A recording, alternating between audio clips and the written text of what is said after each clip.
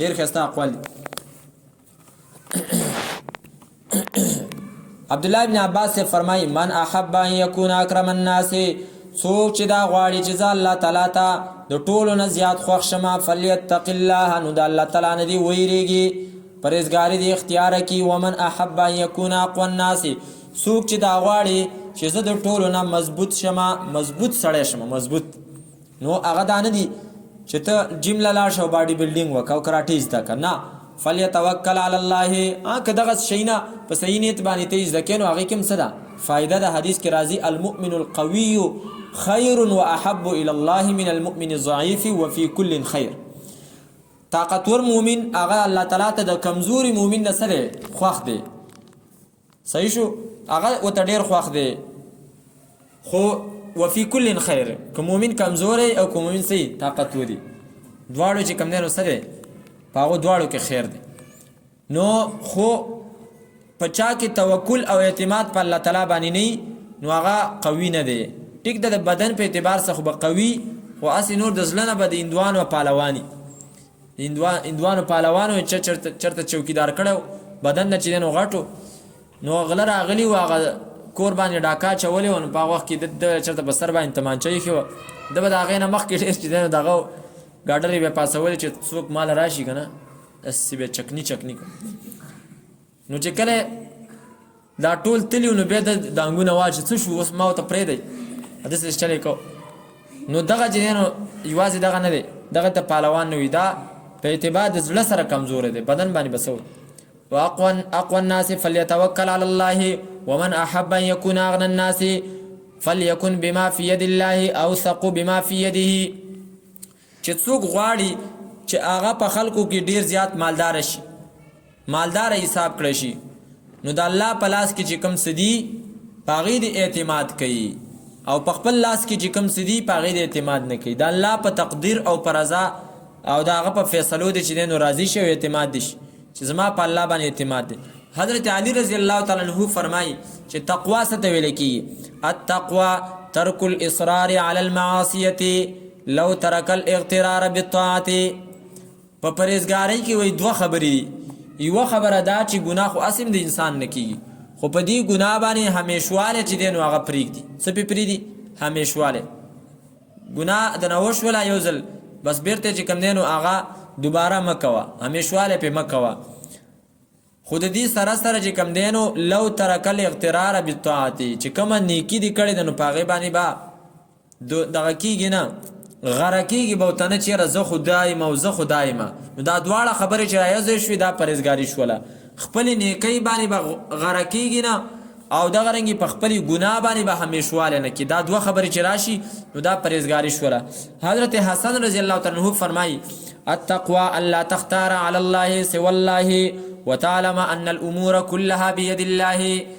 دا الله په مقابل کې بل څوک ته غوره نه کړي، د الله په مقابل کې، د الله د حکمونو په مقابل کې پیسې، دنیا، دغه رنګې یار دوست، ښځه، خپل خپلوان، د هغه د حکمونو د مقابلې په مقابل کې چې دی نو دا غوره نه کړي، بلکې الله تعالی غوره کړي. چېرې دا د الله تعالی لکه څنګه چې حضرت یوسف د زلیخې د هغه ګناه په مقابل کې څوک غوره کړو؟ الله یې غوره کړو، جیل ته لاړې. او دویم ستا په دې خبره باندې یقیني چې څومره کارونه دي نو دا د الله تعالی په لاس کې دي، چې څومره کارونه دي دا د الله تعالی په اختیار کې دي. او ابراهیم ابن ادهم لوی متقی تیر شوی دی، هغه فرمایي التقوا، عجیبه خبرې کړي، الله یجد الخلق فی لسانک عیبا.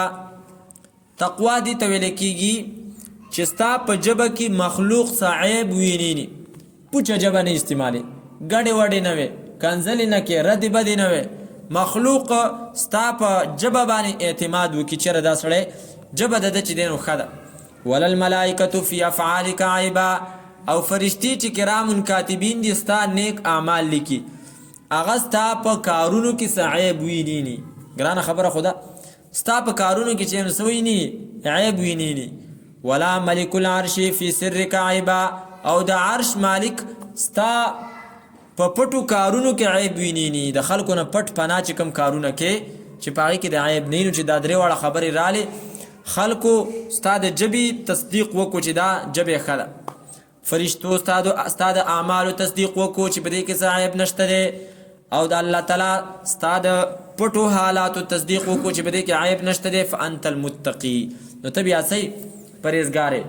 او امام واقدی سے فرمائی ان تزین سرک للحق کما زینت ظاهرک للخلق. دا سونه ګرانه خبر، ان تزین سرک للحق کما زینت ظاهرک للخلق. تا چې څنګه د خپل ظاهر چې کوم دی نو دا د مخلوق ته ښایسته کړی دی که نه، او عطر او خوشبو او سترګې تورې کړي که نه، ظاهر د مخلوق ته ښایسته کړی دی که نه، تهجد هم دی لګولی. نو دا چې څنګه ښایسته کړی دی نو داسې خپل راز او باطن د الله تعالی ته څه کړي ښایسته کړي. او دا چې کله سړی په دې باره کې سوچ کوي که نه، نو د دې سوچ د وجې نه ډېر کارونه برابرېږي پیره. خو دې دا سوچ کې چې یاره زما ظاهر زما په باطن کې وس آیا د خلکو د وجې نه زه ځان ښه کوم او که نه د الله د وجې نه، لږ مشکل. خو چې کله سړی پکې دا سوچ بار بار کوي چې یاره زه دا نیک اعمال چې کوم په دې کې اوس په دې وخت کې زما د زړه حالت څه دی، په دې کې مخلوق هغه زما په نظر کې دی او که نه خالق مې په نظر کې دی. نو په دغه وخت کې بیا ورو دا ستا ورو عادت جوړیږي او خوند پیدا کیږي. بیا چې کله ته په داسې حالت کې شي چې مخلوق تعیني او هغه ستا صفت کوي، تاله به جړا راځي چې الله خو ما باندې څه دی پوهه دی، زه خو د دې مستحق نیمه، زه خو د دې مرتبې مستحق نیمه. بهرحال ان تزین سرک للحق کما زینت ظاهرک للخلق. شپږمه خبره اوره، المتقی من سلک سبیل المصطفى ونبذ الدنيا وراء القفا وكلف نفسه الإخلاص والوفا واجتنب الحرام والجفا. دا ډېر ښایسته تعریف دی. متقی او پرهیزګار هغه دی چا چې لاره د مصطفی صلی الله علیه وسلم اختیار کړه، ونبذ الدنیا وراء القفا، او دنیای د سټ نشاته گزار کړله، دنیای ګټله، خدا دې چې زړه پکې نه لګولو. ونبذ الدنيا وراء القفا وكلف نفسه الاخلاص والوفا، او په خپل نفس کې د الله تعالی سره په اعمالو کې اخلاص او وفاداری چې دی نو هغه څه کړله پیدا کړله په خپل نفس کې. عمل کوم په اخلاص سره کوم، چا دپاره نه، او وفاداری د حکمونو د الله تعالی. واجتنب الحرام والجفا، او د حرامو نه ځان وساتو، د دوکې نه ځان وساتو. اومه اخرنی چې دی نو دا حدیث وارو، دا علامه ابن کثیر صاحب چې دی نو قول دغه فرمایي الله یراک مولاک حیث نهاک والله یفقدک حیث امرک. تا ته الله تعالی دا خبره کړې ده چې ته د دې خبرې نه ځان وساته. نو الله یراک مولاک حیث نهاک، د کوم ځای نه چې الله تعالی ته منع کړی نو چې دا الله تعالی تا په هغه ځای کې وینیني. الله یراک مولاک حیث نهاک والله یفقدک حیث امرک. تا ته الله تعالی دا ویلي شراب ځای ته مه راځه، کوم ځای کې ګانې ویلې کېږي هلته مه راځه، کوم ځای کې بدعات کېږي هلته مه راځه، کوم ځای کې ناجایزې روټۍ کېږي هلته مه راځه. ته ځان ته تقوادار وې، پرهیزګاره وې، او هلته بیا صیبه ګانو والا په منځ کې ناست یې او یاره خیر دی مړه ماشومان څه به کوي او ته اوسه ناست. نو دا تقوا او پرهیزګاري نه ده. ولې وایي الله یراک مولاک حیث نهاک، الله تا ته ویلي د حرامو ځای ته به نه راځي چې کوم ځای کې حرام خوړلی کېږي او ته بیا هلته ناست یې، شراب څکلی کېږي او ته پکې موجود یې. نو دې ته ویلی کېږي چې کوم ځای دی ته منع کړی چې هلته دې وینیني، د زنا په مجلس کې دې وینیني، دغه رنګې په نورو مجلسونو کې دې وینیني، کوم ځای کې مجلس کېږي د ګناه جرګه روانه ده او ته په هغې کې ناست یې، حاجي صاحب پکې ناست دی. حاجي صاحب بیا د تقوا په لینډ باندې نه دی. جرګه چې دی نو هغه به د نیکۍ جرګه به کې، د نیکۍ د بندولو جرګه به نه کې. داسې جرګه انما النجوا من الشیطان، داسې جرګه د شیطان د طرف. الله تعالی فرمایي وتعاونوا علی البر والتقوا، پرهیزګاري په پرهیزګارۍ او په نیکۍ باندې تاسو د یو بل سره مدد کوئ. جرګې دي چې دی نو په دې باندې یا ایها الذین آمنوا لا تتناجوا بالاسم والعدوان، ای ایمان والو جرګې د ګناه او د یو بل سره د دشمنۍ د دې جرګې مه کوئ.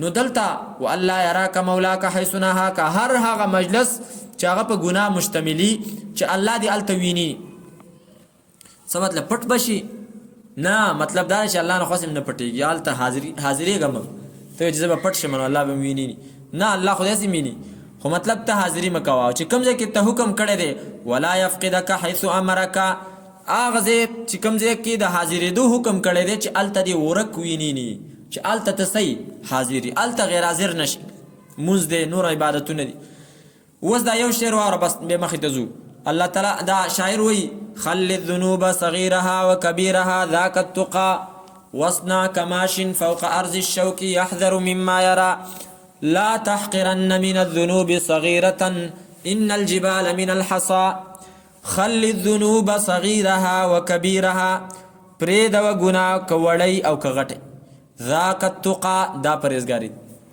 واصنع كماش فوق أرض الشوك يحذر مما يرى دسی چلیگا لکه څنګه چې یو سړی په هغه ځای کې ځي چې هغه د غنو ځای صحیح یو طرف ته او بل طرف ته غني دي که نه ځان بچ کوي هلته د غنو نه چې چېرته په دې غنو کې وننښلم نو دغه رنګې ګناهونه دي یو طرف ته او بل طرف ته د هغې نه چې دی نو ځان ساته واصنع کماش فوق ارض الشوک یحذر مما یرى او بیا فرمایي لا تحقرن من الذنوب صغیرة ان الجبال من الحصى د ګناهونو نه وړه چې دی نو سپکه مه ګڼه ولې ځکه چې دا غټ غټ غرونه چې تا ته ښکاري که نه دا د وړو وړو کاڼو نه څه دي جوړ دي بهرحال هدل للمتقین دا قرآن کریم هدایت دی د پاره د پرهیزګارانو د پاره د غیر پرهیزګارانو اوس پرهیزګاران چاته ویل کېږي الذین دا کسان دي یؤمنون چې ایمان لري بالغیب په غیبو باندې د مؤمن اولنۍ صفت ګوره په دې باندې ځان پوهه که